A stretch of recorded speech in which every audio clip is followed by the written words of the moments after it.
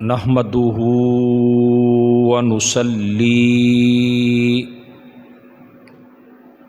ونسلم علی رسولہ الکریم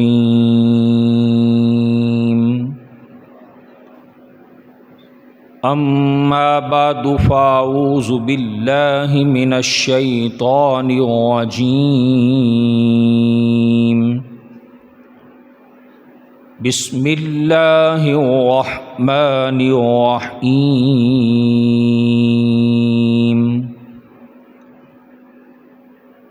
یا ایہا الناس اتقوا ربکم الذی خلقکم من نفس واحدہ وخلق منها زوجها وبث منهما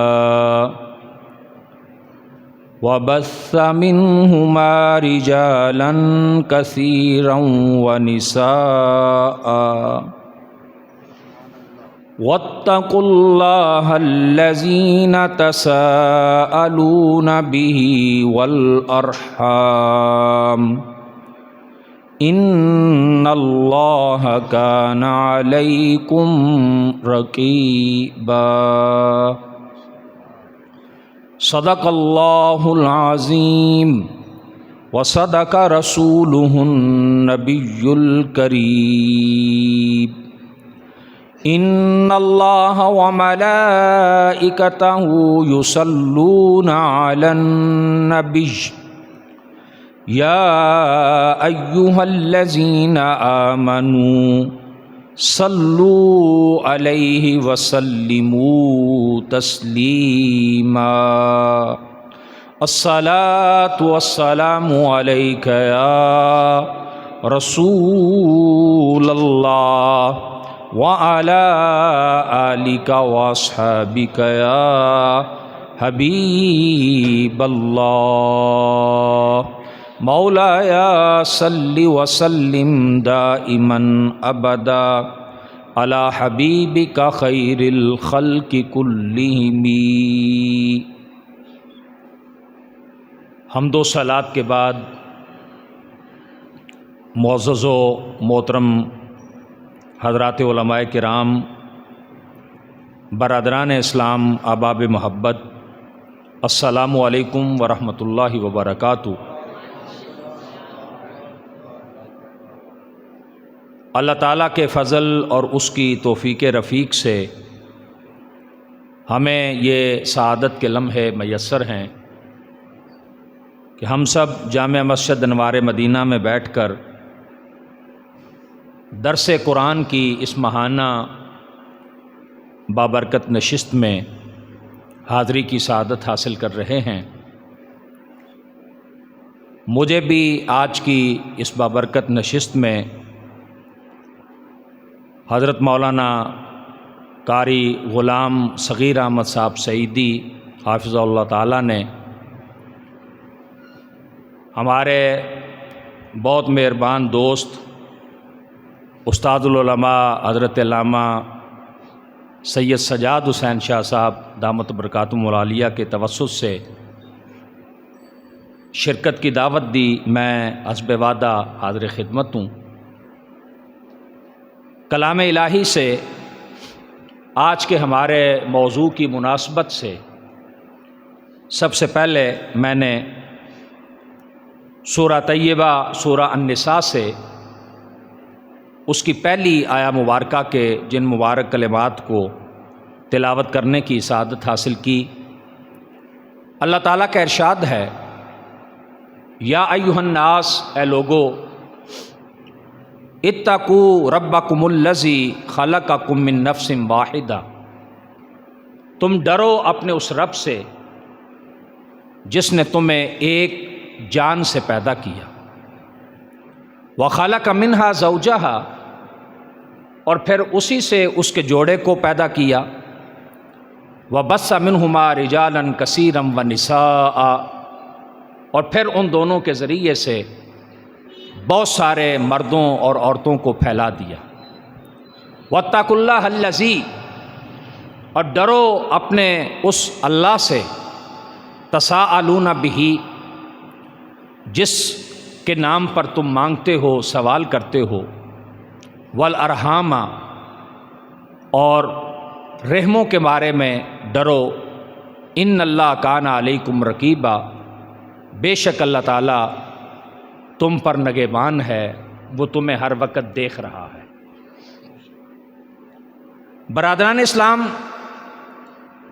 آج کا جو ہمارا موضوع ہے، آپ اس سے آگاہ ہیں کہ صلہ رحمی کی ضرورت اور اس کی اہمیت۔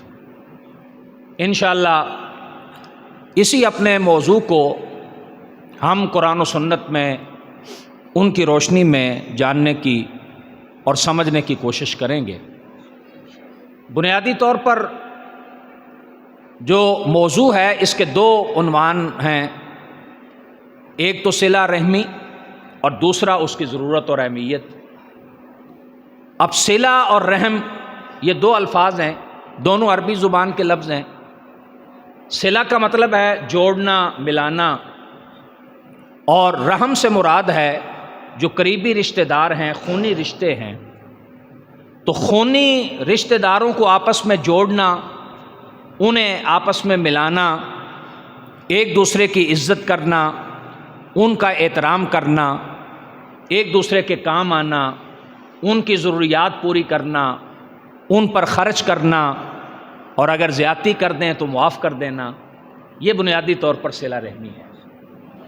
اور جب ہم قرآن مجید برہان رشید کی آیات بینات کو پڑھیں اور رسول محتشم صلی اللہ علیہ وآلہ وسلم کے ارشادات گرامی کو دیکھیں تو قرآن نے بھی اور خود صاحب قرآن جناب محمد الرسول اللہ صلی اللہ علیہ وسلم نے اپنی 20 احادیث میں اس کی جو اہمیت ہے، ذیشان کے جو راوی ہیں وہ حضرت سیدنا ابو ہریرہ رضی اللہ تعالی عنہ کی ذات مبارکہ ہے۔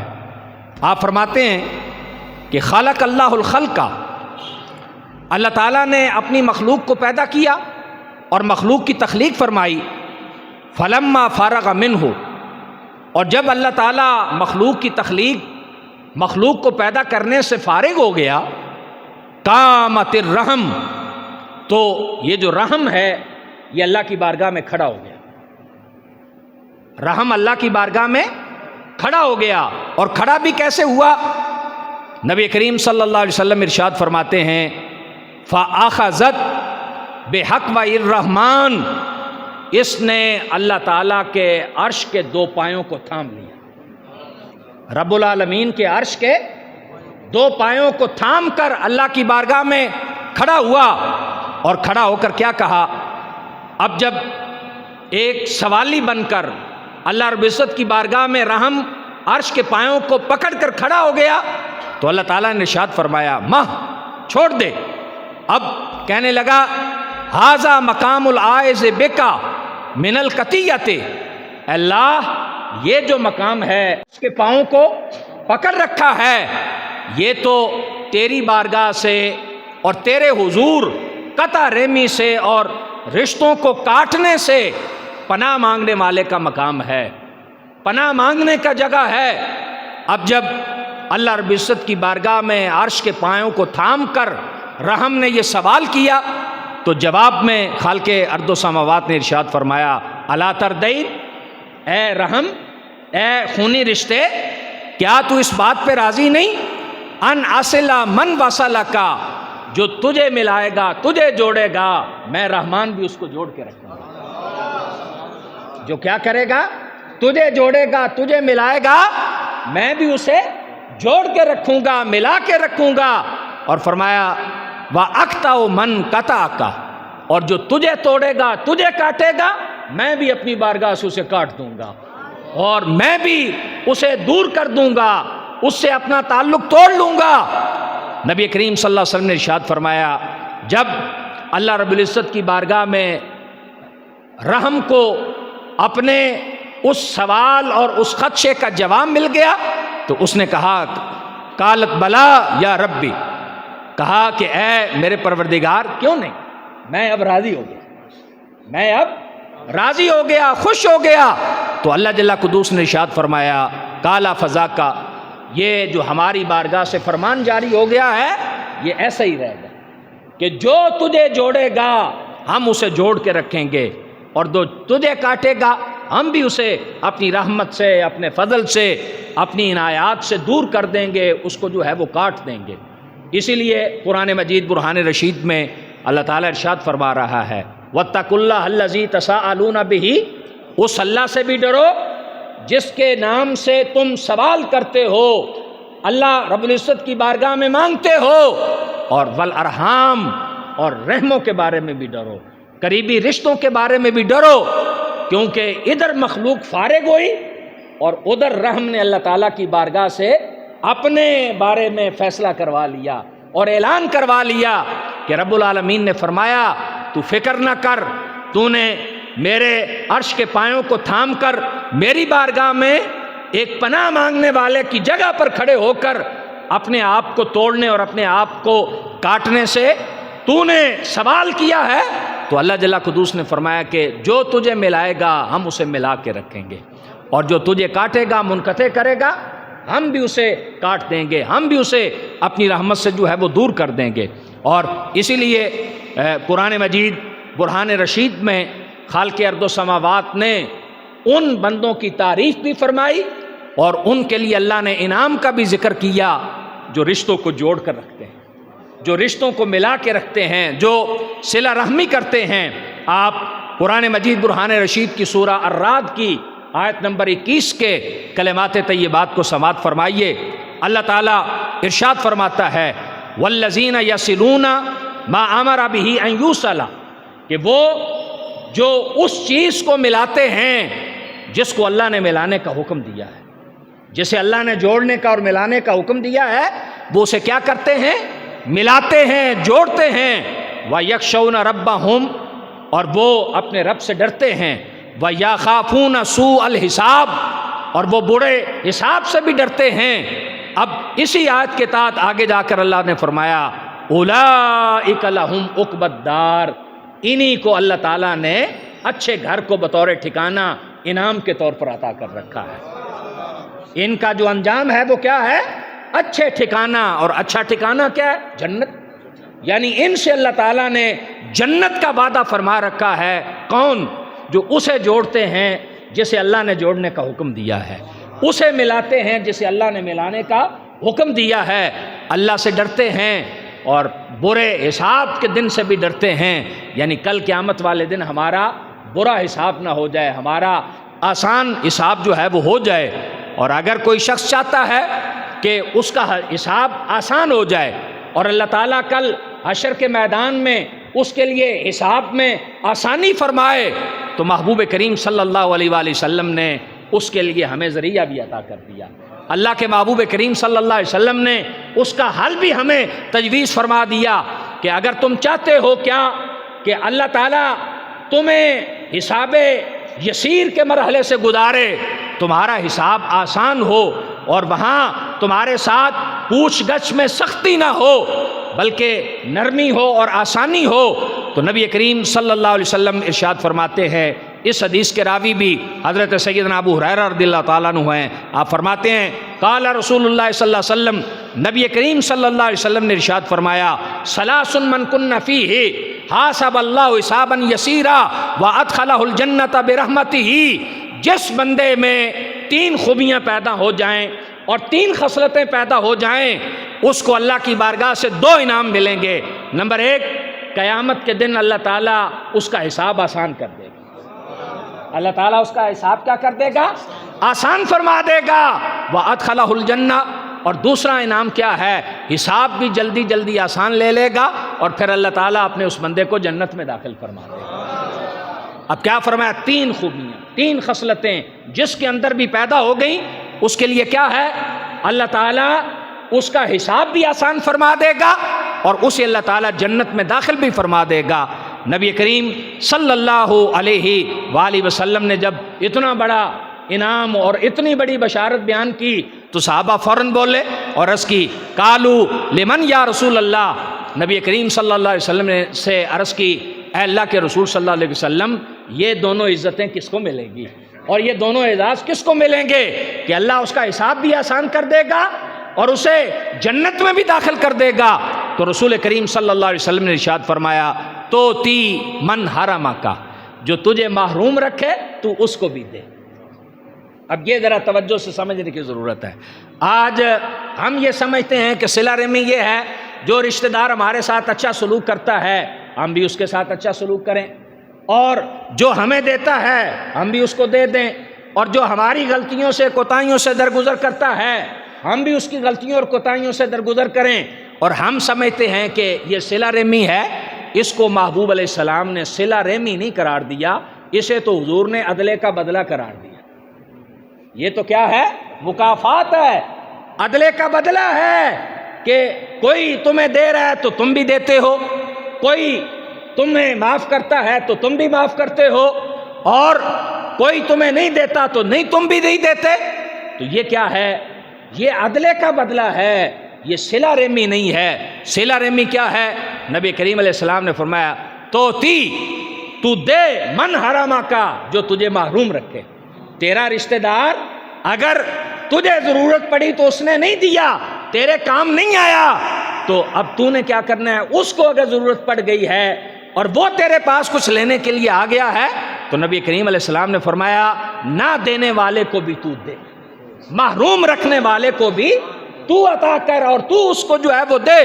وَتَعْفُ عَمَّنْ ظَلَمَكَ، اور جو تیرے ساتھ زیادتی کرتا ہے، ظلم کرتا ہے، تو اسے معاف کر دے۔ وَتَصِلْ مَنْ قَطَعَكَ، اور جو تیرے ساتھ تعلق کاٹنے اور توڑنے کی کوشش کرتا ہے تو اس کے ساتھ تعلق کو جوڑ کے رکھ، یعنی جو تجھ سے بھاگتا ہے تو اسے بھی کر ملا کے رکھ۔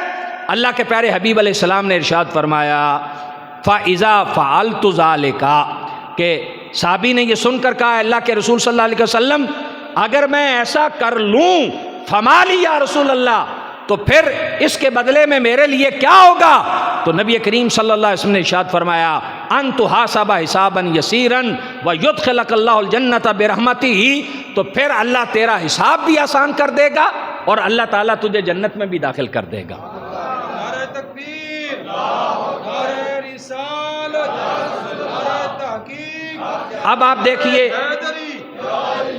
علماء اہل سنت، تاجدار ختم نبوت۔ اب نبی کریم علیہ السلام نے فرمایا تین خوبیاں جس میں پیدا ہو جائیں اللہ حساب بھی آسان کر دے گا اور اللہ تعالیٰ جنت میں بھی داخل کر دے گا۔ تو تین خوبیاں کون کون سی؟ نبی کریم علیہ السلام نے فرمایا جو تجھ سے روکے، تجھے محروم رکھے، تو اس کو بھی دے، اور جو تیرے ساتھ زیادتی کرے تو اس کو معاف کر دے، اور جو تیرے ساتھ تعلق توڑنے کی کوشش کرے تو اس کے ساتھ بھی تعلق کو جوڑ کے رکھ۔ تو یہ کیا ہے؟ جس میں یہ تین خوبیاں پیدا ہو جائیں گی اللہ تعالیٰ اس کے لیے حساب بھی آسان کر دے گا، اللہ اسے جنت بھی عطا کر دے گا۔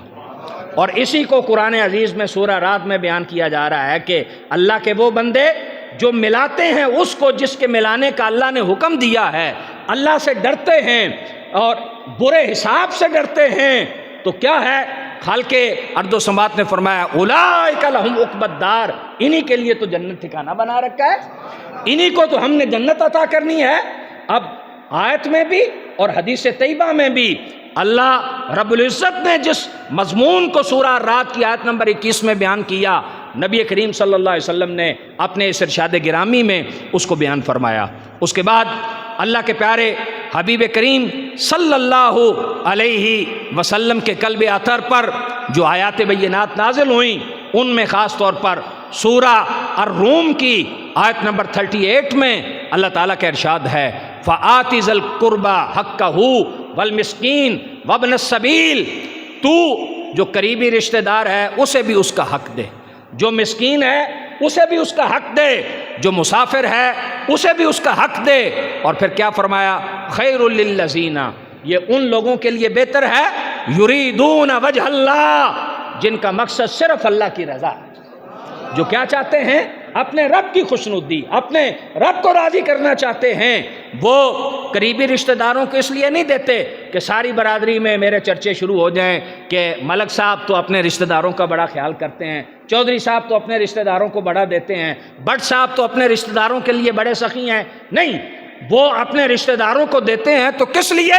رب راضی ہو جائے۔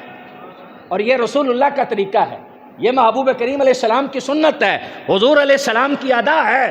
اللہ کے نبی علیہ السلام بحیثیت امتی مجھ سے یہ چاہتے ہیں، حضور کا یہ تقاضا ہے، تو اس لیے اگر وہ کیا کرتا ہے، اپنے رشتہ داروں کو دیتا ہے، پھر جو معاشرے کے مسکین ہیں، وہ افراد جو مالی قسم پرسی کی وجہ سے، اپنے دنیا میں اپنے پاس اسباب کے کم ہونے کی وجہ سے اپنی بنیادی ضروریات زندگی کو پورا نہیں کر سکتے، ان کو دیتا ہے۔ اور اگر حالت سفر میں کسی کو ضرورت پڑ گئی اور اس مسافر کو دیتا ہے، اور مقصد کیا ہے؟ یریدون وجہ اللہ، صرف اپنے رب کی رضا، صرف اپنے رب کی خوشنودی۔ تو قرآن عزیز برہان رشید کیا کہتا ہے؟ ذالک خیر، یہ بہتر بھی ہے، اور اگلا انعام کیا عطا فرمایا؟ اولئک هم المفلحون، یہی وہ ہیں جو کامیابی حاصل کرنے والے۔ اب آپ دیکھیے کہ میں اور آپ سارے چاہتے ہیں نا دنیا میں بھی کامیاب ہو جائیں اور آخرت میں بھی کامیاب ہو جائیں، کامیابی ہمارا مقدر بن جائے، فلاح ہمیں نصیب ہو جائے۔ تو جن چیزوں سے فلاح نصیب ہوتی ہے اور جن کی بدولت اللہ اپنے بندوں کو کامیاب کرتا ہے، ان میں سے ایک کیا ہے؟ ان میں سے ایک صلہ رحمی ہے، اپنے رشتہ داروں سے اچھا سلوک کرنا، خاص طور پر ضرورت کے وقت ان کو جو ہے وہ دینا۔ اسی طریقے سے قرآن مجید برہان رشید میں ایک اور مقام پر اللہ جل قدوس کا ارشاد ہے، اللہ تعالیٰ فرماتا ہے اپنے محبوب علیہ السلام سے مخاطب ہو کر، اللہ قدوس ارشاد فرماتا ہے یسألونک ماذا ینفقون، اے پیارے حبیب علیہ السلام یہ آپ سے پوچھتے ہیں، سوال کرتے ہیں، یہ کیا خرچ کریں، یہ کیا خرچ کریں؟ اب ذرا توجہ سے سمجھیے کہ پوچھتے ہیں کیا خرچ کریں، جواب کیا آیا؟ ما انفقتم، اے پیارے حبیب کہہ دیجئے جو تم خرچ کرتے ہو، فللوالدین والاقربین، تو اس کا آغاز کرو کس سے؟ اپنے ماں باپ سے اور قریبی رشتہ داروں سے۔ یعنی سوال یہ تھا کہ جو اللہ نے ہمیں عطا کر رکھا ہے نعمتوں کی صورت میں، اللہ کی نعمتوں کو کہاں خرچ کریں، اللہ کے مال کو کہاں خرچ کریں، اللہ کے فضل کو کہاں خرچ کریں؟ تو کہا کہ خرچ کرو کس پر؟ اپنے ماں باپ پر خرچ کرو اور اپنے قریبی رشتہ داروں پر خرچ کرو۔ کیوں کہ سب سے پہلے جو رشتے کا تعلق انسان کا جڑتا ہے وہ اس کے ماں باپ سے جڑتا ہے، جن کے وجود کا وہ حصہ ہے، جو اس کی تخلیق کا سبب ہیں، جن کے ذریعے سے وہ دنیا میں آتا ہے۔ اس لیے اللہ جل قدوس نے اس سوال کے جواب میں جب صحابہ نے پوچھا اے اللہ کے رسول صلی اللہ علیہ وسلم جو ہے یہ آپ سے خرچ کرنے بارے میں پوچھتے ہیں کہ کیا خرچ کریں یا کہاں خرچ کریں، تو انہیں کہیے کہ اپنے ماں باپ پر خرچ کریں اور اپنے قریبی رشتہ داروں پر خرچ کریں۔ پھر ایک اور مقام پر سورہ محمد میں اللہ جل قدوس کا ارشاد ہے، اللہ تعالیٰ فرماتا ہے فَهَلْ عَصَيْتُمْ إِن تَوَلَّيْتُمْ أَن تُفْسِدُوا فِي الْأَرْضِ، کہ اگر تمہیں زمین میں اقتدار دے دیا جائے اور تم زمین کے والی بنا دیے جاؤ یا تم پھر کر جاؤ تو کیا ہوگا؟ کیا تم زمین میں فساد کرو گے؟ وَتَقَطَّعُوا أَرْحَامَكُمْ، اور قطع رحمی کرو گے، رشتوں کو کاٹو گے۔ أُولَئِكَ الَّذِينَ لَعَنَهُمُ اللَّهُ، فرمایا یہ وہ لوگ ہیں جن پر اللہ کی لعنت، جن پر کیا ہے؟ اللہ کی لعنت ہے، جو رشتوں کو کاٹتے ہیں، رشتوں کو توڑتے ہیں، زمین میں فساد برپا کرتے ہیں۔ اور صرف اتنا نہیں، فرمایا فَأَسَمَّهُمُ اللَّهُ وَأَعْمَى أَبْصَارَهُمْ، یہ وہ ہیں کہ جن کو خالق ارض و سماوات بہرا بھی کر دے گا اور یہ آنکھوں سے بھی اندھے کر دیے جائیں گے، یعنی ان کے سننے اور دیکھنے کی طاقت سلب کر دی جائے گی، چھین لی جائے گی۔ کس وجہ سے؟ دو جرموں کی وجہ سے، زمین میں فساد کرنے کی وجہ سے اور قطع رحمی کرنے کی وجہ سے، قریبی رشتہ داروں سے تعلق کاٹنے کی وجہ سے۔ اس لیے کہ اللہ نے تو جس دن مخلوق پیدا کی ہے، مخلوق کے پیدا ہونے کے بعد فارغ ہو کر اعلان کر دیا ہوا ہے اے رحم جو تجھے جوڑے گا میں اس کو جوڑ کے رکھوں گا، جو تجھے ملائے گا میں ملا کے رکھوں گا، اور جو تجھے کاٹے گا میں اس کو بھی کاٹ دوں گا۔ اور قرآن عزیز اس کا اعلان کر رہا ہے کہ وہ لوگ جو زمین میں فساد کرتے ہیں اور قطع رحمی کرتے ہیں ان کے لیے اللہ تعالیٰ نے کیا ارشاد فرمایا؟ ان پر اللہ کی لعنت ہے اور انہیں خالق ارض و سماوات ان کی سماعتوں سے بھی محروم کر دے گا، ان کی بصارتوں سے بھی محروم کر دے گا۔ یہ وہ بدترین بن جائیں گے جن کی سماعتیں اور بصارتیں اللہ تعالیٰ کی طرف سے مسلوب جو ہے وہ کر دی جائیں گی۔ اور پھر جب ہم رسول کریم صلی اللہ علیہ وآلہ وسلم کے ارشادات گرامی کو پڑھتے ہیں تو حضرت سیدنا عبد الرحمن ابن عوف رضی اللہ تعالیٰ عنہ سے روایت ہے، آپ فرماتے ہیں قال سمعت رسول اللہ صلی اللہ علیہ وسلم یقول، میں نے اللہ کے رسول صلی اللہ علیہ وسلم کو یہ فرماتے ہوئے سنا، قال اللہ تبارک و تعالی، کہ اللہ تعالیٰ فرماتا ہے، یعنی یہ حدیث قدسی ہے۔ یہ کیا ہے؟ حدیث قدسی ہے، یعنی اللہ کا فرمان ہے جسے محبوب علیہ السلام اپنی زبان سے بیان کر رہے ہیں۔ اللہ کے فرمان کو رسول کریم علیہ السلام اپنی زبان سے اور اپنے الفاظ سے بیان کر رہے ہیں کہ اللہ تعالیٰ کیا فرماتا ہے؟ انا اللہ، میں اللہ ہوں۔ یعنی اللہ اپنے محبوب کی زبان سے اپنا تعارف کروا رہا ہے کہ انا اللہ، میں اللہ ہوں، انا الرحمن، میں رحمان ہوں، خلقت الرحمہ، میں نے رحم کو پیدا کیا، وشققت لها من اسمہ، اور اللہ من اسمی، اور اللہ تعالیٰ ارشاد فرماتا ہے اس کو میں نے اپنے نام سے لیا ہے، اس کو میں نے اپنے رحمان جو میرا صفاتی نام ہے میں نے اس سے لیا ہے، یا میں نے اپنا صفاتی نام جو ہے وہ رحم سے لیا ہے، جس کا مطلب ہے کیا؟ ملانا، شفقت کرنا، نرمی کرنا، جوڑنا۔ تو اللہ جل قدوس نے ارشاد فرمایا فمن وصلها، جو اسے ملا کے رکھے گا، وصلتہ، میں بھی اس کو ملا کے رکھوں گا، ومن قطعها، اور جو اس کو توڑے گا، بتتہ، میں بھی اس کو توڑ دوں گا اور میں بھی اس کو کاٹ دوں گا۔ جو ملا کے رکھے گا میں بھی اس کو ملا کے رکھوں گا، اور جو اس کو کاٹے گا میں بھی اس کو جو ہے وہ کاٹ دوں گا۔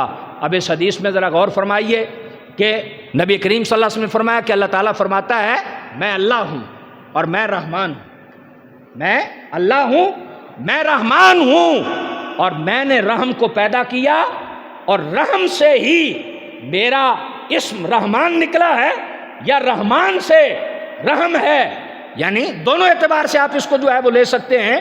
تو فرمایا کہ میرا اعلان اور وعدہ کیا ہے؟ جو اس کو ملائے گا میں اس کو ملائیں گا، جو اس کو توڑے گا میں اس کو جو ہے وہ توڑ دوں گا۔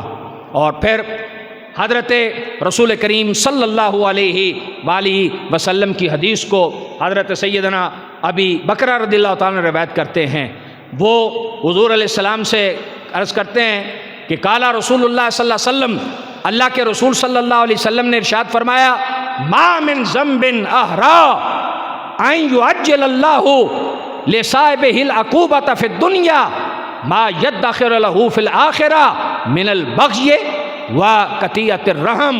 حضرت امام ابو داؤد نے اپنی سنن میں اس کو روایت کیا کہ سیدنا ابی بکرہ نے فرمایا کہ رسول کریم صلی اللہ علیہ وسلم نے ارشاد فرمایا کہ بندہ مومن کا کوئی گناہ اتنا بڑا اور اتنا سخت نہیں ہے کہ جس کی سزا اللہ تعالیٰ دنیا میں دینے میں جلدی فرماتا ہے۔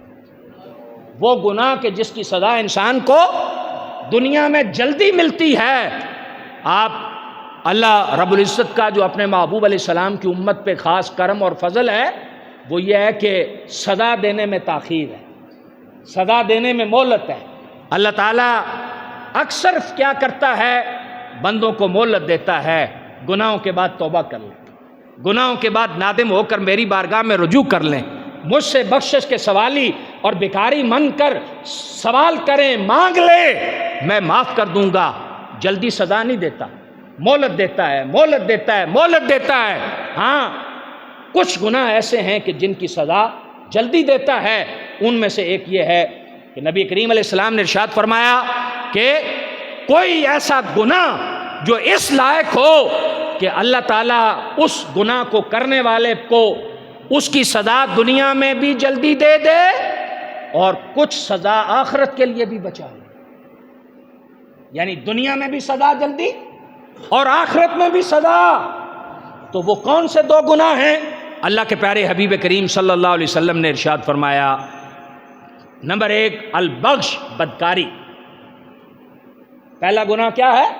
بدکاری، بغش، بغا یعنی زنا کرنا، حلال راستہ جنسی خواہش کی تکمیل کا اس کو چھوڑ کر حرام طریقے سے اپنی جنسی خواہشات کو پورا کرنا، اس کی سزا دنیا میں جلدی ملتی ہے، اس کی سزا دنیا میں جلدی ملتی ہے۔ آج دیکھیے اور اسلامی تاریخ کو پڑھیے، جب جب معاشرے میں بدکاری عام ہوتی ہے تو اللہ کی پکڑ جلدی آ جاتی ہے، اللہ تعالیٰ کی پکڑ جلدی آ جاتی ہے اور عموماً افراد کو اپنے گھیرے میں لے لیتی ہے۔ توجہ کیجئے گا، میں کچھ عرض کرنا چاہتا ہوں دل سے آپ کی خدمت میں۔ آج آپ دیکھیے کہ عموماً اکثریت ہم لوگ پریشان ہیں، 5 وقت کے نمازی بھی پریشان ہیں، علماء بھی پریشان ہیں، نیک لوگ بھی پریشان ہیں، عام لوگ بھی پریشان ہیں۔ تو یہ جو اس قسم کی عمومی پریشانیاں ہوتی ہیں، اس کا ایک پہلو تو آزمائش ہے، لیکن ایک بڑا پہلو کیا ہے کہ اکثر پر اللہ رب العزت کی ناراضگی آ گئی ہے، اکثر پہ اللہ کی پکڑ کے اثرات ہیں کہ معاشرے کی اکثریت وہ پریشانی میں مبتلا ہے، وہ تکلیفوں میں مبتلا ہے۔ تو اب اللہ کی پکڑ یہی نہیں صرف ہوتی کہ خالق ارض و سماوات زمین میں دنسا دے، کوئی بڑا زلزلہ آ جائے، کوئی بڑا طوفان آ جائے، کوئی بڑا سیلاب آ جائے تو جس سے پوری قوم یا قوم کی اکثریت تباہ کر دی جائے، صرف یہی اللہ کی پکڑ نہیں، یہ بھی تو اللہ کی پکڑ ہے نا کہ کسی کو سکون ہی نہیں، کسی کو سکون ہی نہیں، ہر کوئی بے سکونی میں، ہر کوئی پریشانی میں، تو یہ بھی اللہ تعالیٰ کی پکڑ ہے۔ تو نبی کریم صلی اللہ علیہ وسلم ارشاد فرماتے ہیں کہ جب معاشرے میں بے حیائی کا آخری درجہ بدکاری وہ فروغ پا جاتی ہے، عام ہو جاتی ہے، تو پھر کیا ہوتا ہے؟ پھر اللہ تعالیٰ لوگوں کو ان کے گناہوں کی سزا دنیا میں بھی جلدی دیتا ہے اور آخرت میں بھی وہ سزا بچا لی جاتی ہے۔ اور دوسرا، نبی کریم علیہ السلام نے فرمایا وقطیعۃ الرحم، قریبی رشتہ داروں سے تعلق کاٹنا۔ اب آج دیکھ لیجئے ہم کیا کرتے ہیں، ہمارے ہاں بدقسمتی سے یہ روٹین بن گئی ہے کہ چھوٹی چھوٹی باتوں پہ کئی مہینے قریبی رشتہ داروں سے بات نہیں ہوتی، ذرا بات پہ سگا بھائی 2 سال سے ملاقات نہیں، سگی بہن 2 سال سے ملاقات نہیں۔ مثلاً بچوں کا رشتہ کرنا چاہا، اچھا ابھی بچے نہیں مانے یا ان کا دل نہیں ہے، انہوں نے انکار کر دیا، ختم جی۔ اچھا بہن نے وراثت میں حصہ مانگ لیا تو پہلا جملہ جو ہمارے معاشرے کی عام زبان پر ہوتا ہے، تو ساڈے لیے مر گئی، اسی تیرے لیے مر گئے۔ غلط کہہ رہا ہوں تو ٹوک دیجئے مفتی صاحب آپ غلط کہہ رہے ہیں، صحیح کہہ رہا ہوں تو ہمیں سوچنا چاہیے۔ یہ علامہ صاحب ایسے ہی ہوتا ہے نا کہ تم ہمارے لیے مر گئی، ہم تمہارے لیے مر گئے، کس لیے؟ اس نے وہ حق اپنا جو اللہ نے دیا ہے، اللہ کے رسول نے دیا ہے، اس کا تقاضا کر لیا، مانگ لیا۔ اب چھوٹی چھوٹی باتوں پہ اچھا گئے تو انہوں نے سینکڑوں مرتبہ ہمارے جانے پہ ہماری اچھی خدمت کی، مدارت کی، جو کچھ ان سے ہو سکا انہوں نے کئی طرح کی ڈشیں ان سے ہماری ضیافت کی، اور کبھی ایک موقع پر نہیں ہو سکا، کو کھانا پینا ذرا جو ہم چاہتے تھے وہ نہیں مل سکا، ساڈے ہونے دا مول ہی نہیں پایا، ساڈے واسطے چائے نہیں جڑی، ساڈے واسطے روٹی نہیں صحیح پکا سکے، اب ناراض ہو گئے اور ناراضگیاں شروع کر دیں۔ میرے بھائیوں، دوستوں، بزرگوں، میرے کریم آقا علیہ السلام کا ایک ارشاد گرامی، ذرا پوری توجہ سے اس کو سنیے، اس کو کانوں سے اندر لے جا کر ساری زندگی کے لیے اپنے دل میں اور اپنے دماغ میں اس کو محفوظ کیجئے۔ نبی کریم صلی اللہ علیہ وسلم نے ارشاد فرمایا، جو شخص اللہ اور آخرت کے دن پر ایمان رکھتا ہے اس کے لیے جائز ہی نہیں کہ ان یحجر اخاہ المسلم فوق ثلاث، کہ وہ 3 دن سے زیادہ کسی عام مسلمان بھائی سے بھی قطع تعلقی کرے۔ نبی کریم علیہ السلام کا ارشاد جھنجھوڑ دیتا ہے ضمیر کو، کیا کہ نبی کریم نے فرمایا جو اللہ اور آخرت کے دن پر یقین رکھتا ہے اس کے لیے جائز ہی نہیں کہ 3 دن سے زیادہ قطعی تعلقی کرے، بات چیت ترک کرے، بولنا چلنا، ملنا ملانا ترک کرے۔ کس سے؟ اخاہ المسلم، ایک اپنے عام مسلمان بھائی سے۔ انما المؤمنون اخوہ، جو لا الہ الا اللہ محمد رسول اللہ پڑھنے والا ہے، عربی ہے، عجمی ہے، گورا ہے، کالا ہے، اردو بولتا ہے، انگریزی بولتا ہے، پنجابی بولتا ہے، کسی خطے میں رہنے والا، کسی رنگ نسل سے تعلق رکھنے والا، سارے کیا ہیں؟ اخوت ایمانی کے جالے میں جڑے ہوئے ہیں، سارے بھائی بھائی ہیں۔ تو نبی کریم علیہ السلام نے فرمایا جو اپنے ایک مسلمان بھائی سے 3 دن سے زیادہ قطع تعلقی اختیار کرتا ہے، تو کیا جو اللہ اور آخرت کے دن پر ایمان رکھتا ہے اس کے لیے یہ جائز نہیں ہے، اس کو یہ روا نہیں ہے۔ اب مجھے بتائیے کہ عام مسلمان کے لیے یہ ہے تو سکے بھائی کے لیے کیا ہوگا؟ بہن کے لیے کیا ہوگا؟ چچا کے لیے کیا ہوگا؟ پھپھو کے لیے کیا ہوگا؟ ماموں خالہ کے لیے کیا ہوگا؟ ان کی اولادوں کے لیے کیا ہوگا؟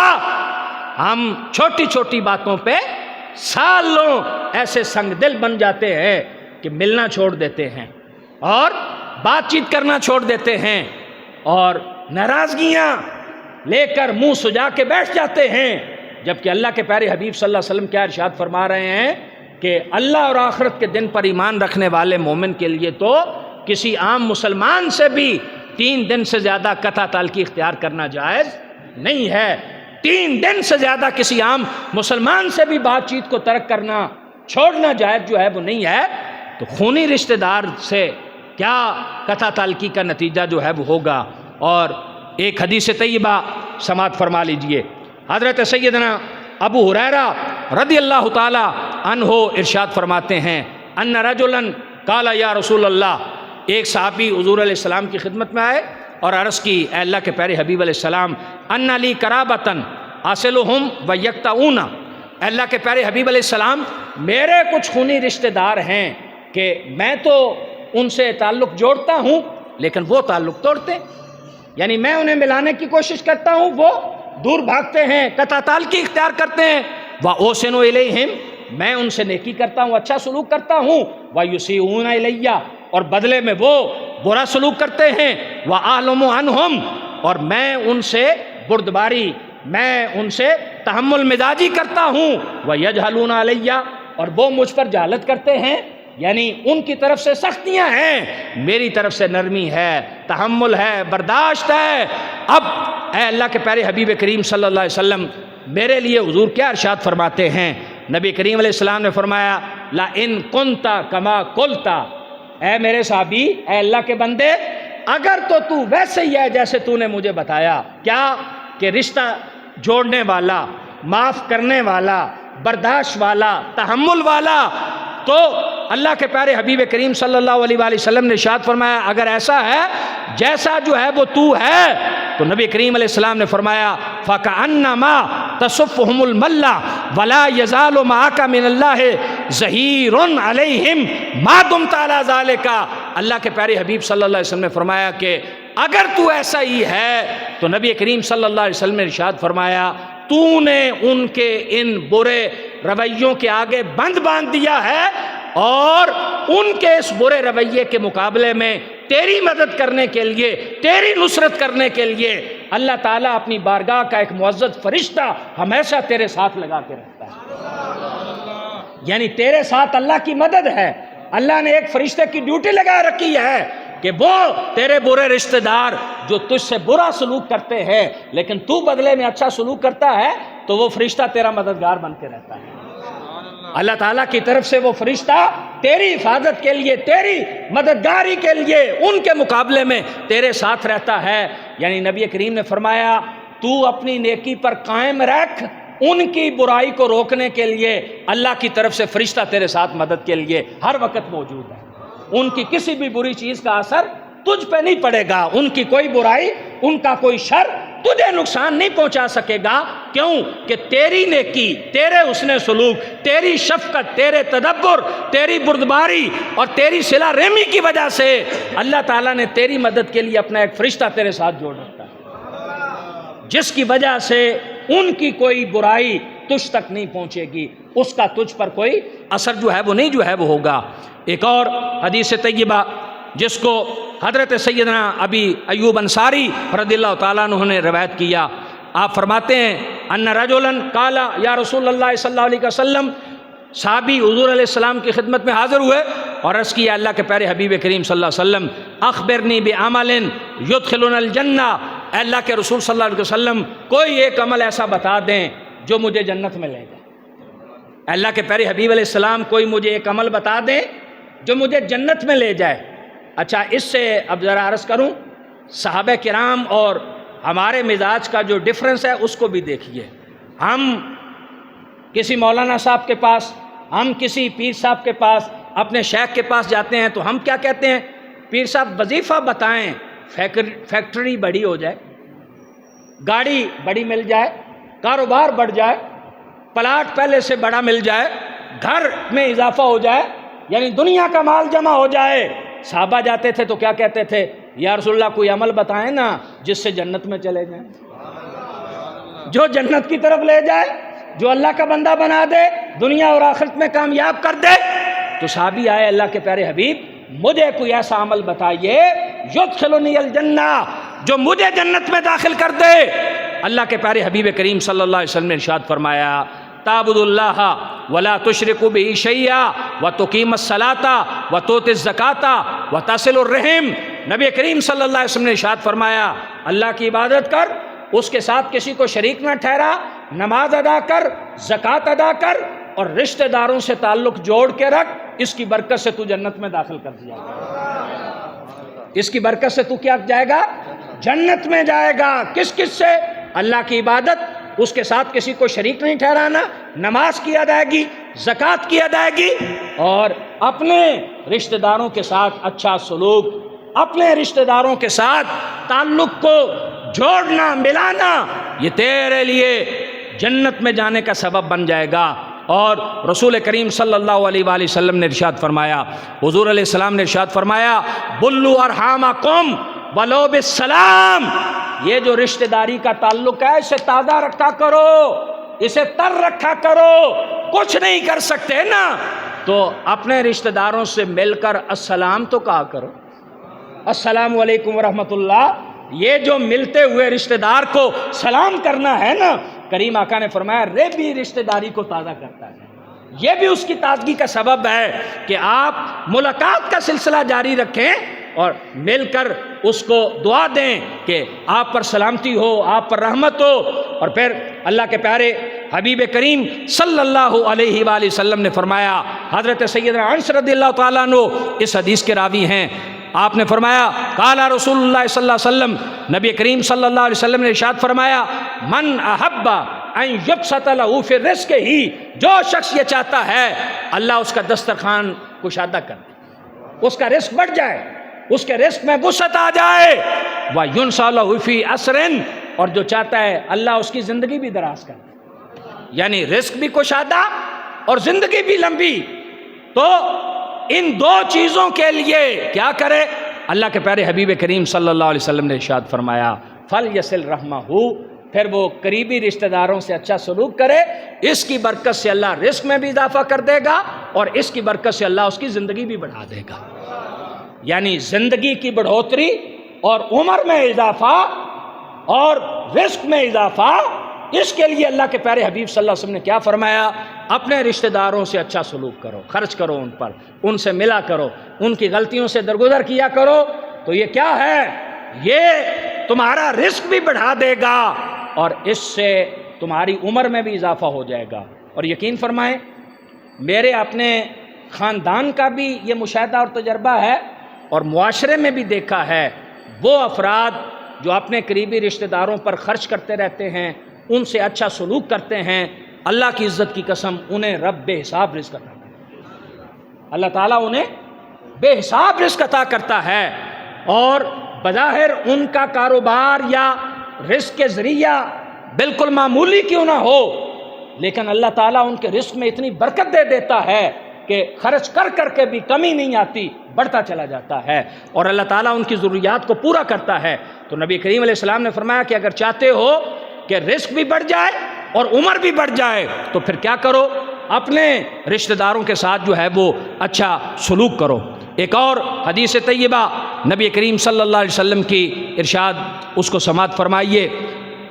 اللہ کے پیارے حبیب علیہ السلام نے ارشاد فرمایا ان اعمال بنی آدم تورد علی اللہ تبارک و تعالی عشیۃ کل خمیس لیلۃ الجمعہ، کہ ہر ہفتے میں ایک دن جو جمعرات کی رات ہوتی ہے، یعنی جس دن جمعرات کا دن ختم ہوا اور آگے اگلا دن جمعے کا ہونا ہے، تو یہ جمعہ اور جمعرات کی جو درمیانی رات ہے، اس دن لوگوں کے اعمال اللہ کے حضور پیش ہوتے ہیں، لوگوں کے اعمال اللہ کے حضور پیش ہوتے ہیں۔ اچھا، اس کو ذرا توجہ سے سن لیجئے گا۔ اللہ تعالیٰ کے ہاں اللہ تعالیٰ کے اپنے اصول اور ضابطے ہیں۔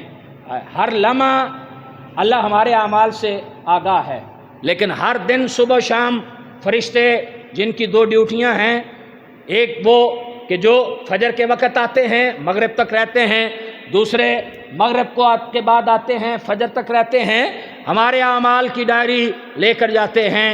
لیکن خصوصیت کے ساتھ نبی کریم صلی اللہ علیہ وسلم نے ارشاد فرمایا تورد الاعمال، اللہ کے حضور پیش ہوتے ہیں اعمال ہر پیر کے دن اور ہر جمعرات کے دن۔ اس حدیث میں نبی کریم علیہ السلام نے دوسرے کا تذکرہ کیا کہ جمعرات اور جمعہ کی جو درمیانی شب ہوتی ہے، لوگوں کے اعمال اللہ کے حضور پیش ہوتے ہیں، اور کیا فرمایا فلا یقبل اعمال قاطع رحم، اور جو قطع رحمی کرنے والا ہے، رشتہ داروں سے بدسلوکی کرنے والا ہے، اس کا عمل اللہ کی بارگاہ میں قبول نہیں، اس کا عمل اللہ تعالیٰ کی بارگاہ میں قبول نہیں ہوتا۔ اب اگر ہم چاہتے ہیں کہ اعمال رب العالمین کی بارگاہ میں قبول ہوں، ہمارے رزق میں اضافہ ہو، ہماری عمر میں اضافہ ہو، تو اس کے لیے کیا ہے، ہم اپنے قریبی رشتہ داروں کے ساتھ اچھا سلوک کریں۔ اور پھر جو میں نے اشارتاً عرض کیا تھا، اس پر ایک حدیث طیبہ بھی سماعت فرما لیجئے۔ اللہ کے پیارے حبیب کریم صلی اللہ علیہ وسلم نے ارشاد فرمایا، حضرت امام بخاری نے اس کو روایت کیا کہ لیس الواصل بالمکافی، صلہ رحمی کرنے والا ادلا بدلہ کرنے والا نہیں ہے، کہ جو عدلے کا بدلہ کرے تو وہ سمجھے کہ میں صلہ رحمی کر رہا ہوں۔ فرمایا کہ عدلہ بدلہ کرنے والا صلہ رحمی کرنے والا نہیں ہے، ولیکن الواصل الذی، لیکن واصل صلہ رحمی کرنے والا کون ہے کہ اذا قطعت رحمہ، جب اس کا رشتہ کاٹا جائے کیا کرے، واصلھا، تو وہ اس کو ملا کے رکھے۔ جس کو ایک حدیث میں نبی کریم علیہ السلام نے فرمایا کہ جو تجھے نہ دے تو اس کو بھی دے، جو تجھ سے رشتہ کاٹے تو اس سے بھی رشتہ جوڑ، اور جو تیرے ساتھ زیادتی کرے تو اسے بھی کیا کر دے، معاف کر دے، درگزر کر دے۔ یہ وہ صلہ رحمی کا معیار ہے جو ہمارے دین نے ہمیں جو ہے وہ دیا ہے۔ اور میرے بھائیو دوستو، آج اگر ہم اپنی سوسائٹی میں، اپنے معاشرے میں محبت لانا چاہتے ہیں، شفقت لانا چاہتے ہیں، ایک دوسرے کا احساس لانا چاہتے ہیں، اور 24 گھنٹے دعاؤں کے حصار میں رہنا چاہتے ہیں، تو ہم اپنے اپنے رشتہ داروں کے ساتھ حسن سلوک کریں، ان کو ساتھ اپنا تعلق جوڑ کے رکھیں، انہیں اپنے قریب لائیں۔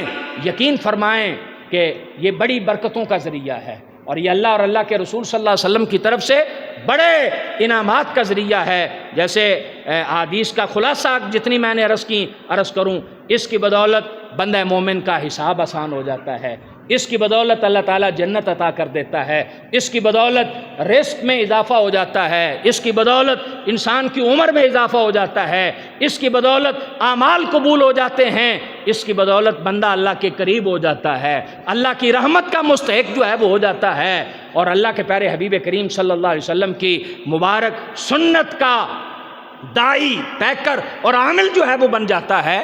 اس لیے ہم سب کا فریضہ ہے کہ وہ خونی رشتے جنہیں اللہ نے ہمارے ساتھ جوڑا ہے، کچھ رشتے ہیں جو ہم بناتے ہیں، اور کچھ وہ ہیں جو ہمارے خالق نے بنائے ہیں، ہمارے رب نے بنائے ہیں۔ تو جو ہم خود بناتے ہیں انہیں تو بڑے جوڑنے کی کوشش کرتے ہیں، اللہ کے بندو انہیں بھی جوڑو جنہیں رب نے جوڑ رکھا ہے ہمارے ساتھ، جو ہمارے لیے اللہ نے بنائے ہیں، اللہ نے پیدا جو ہے وہ کیے ہیں۔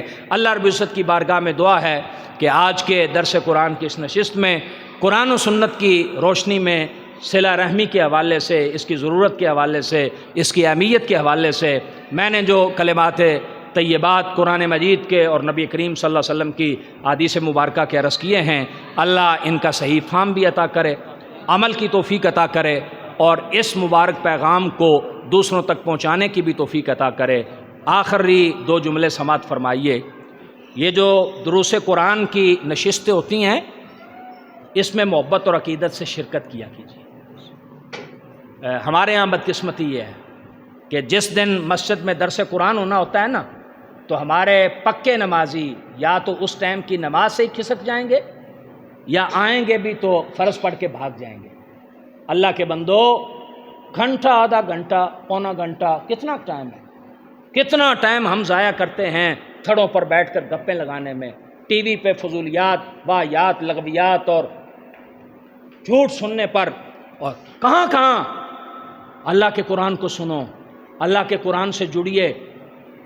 میں ایک خدمت آپ کی خدمت میں عرض کروں، بحیثیت مسلمان اللہ کی کتاب کے 5 حق کی ادائیگی میرے اور آپ سب کے ذمہ لازم ہے۔ کل قیامت والے دن اس کا جواب دینا ہے۔ ہر عاقل بالغ مسلمان مرد و عورت پر قرآن کے 5 حقوق لازم ہیں۔ نمبر 1، قرآن پر ایمان لانا۔ اللہ کی کتاب ہے، محمد صلی اللہ علیہ وسلم کے قلب اطہر پر نازل کی گئی، اور بغیر کسی شک و شبہ کے حضور سے لے کر آج ہم تک پہنچی اور قیامت تک رہنی ہے، محفوظ رہنی ہے۔ یہ ایمان ضروری ہے۔ نمبر 2، اس کی تلاوت ضروری ہے، اس کو پڑھنا۔ نمبر 3، اس کو سمجھنا ضروری ہے۔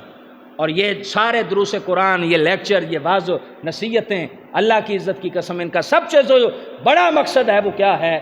وہ یہ سمجھنا اور جاننا ہے اللہ ہم سے کیا کہتا ہے، اللہ کے رسول کیا فرماتے ہیں، اللہ کی مراد کیا ہے، اللہ کے رسول صلی اللہ علیہ وسلم کی مراد کیا ہے۔ تو قرآن کی تفہیم، اور اس کے بعد پھر جو کچھ سمجھیں اس پر عمل، اور پھر یہ صرف اپنے تک نہیں، اس کی تبلیغ، اس کا ابلاغ، جسے نبی کریم علیہ السلام نے فرمایا بلغوا عنی ولو کان آیا، میری طرف سے پہنچا دو اگرچہ ایک آیت ہی کیوں نہ ہو۔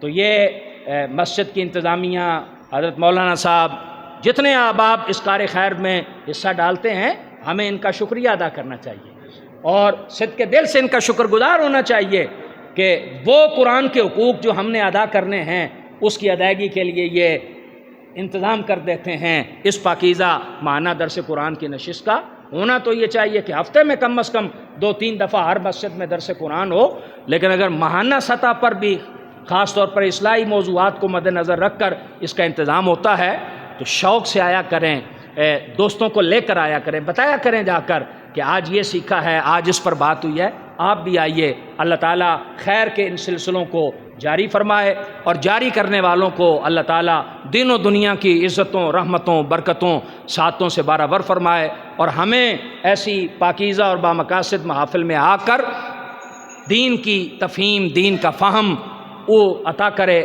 وآخر دعوانا ان الحمدللہ رب العالمین۔ ماشاءاللہ، بہت ہی پیارے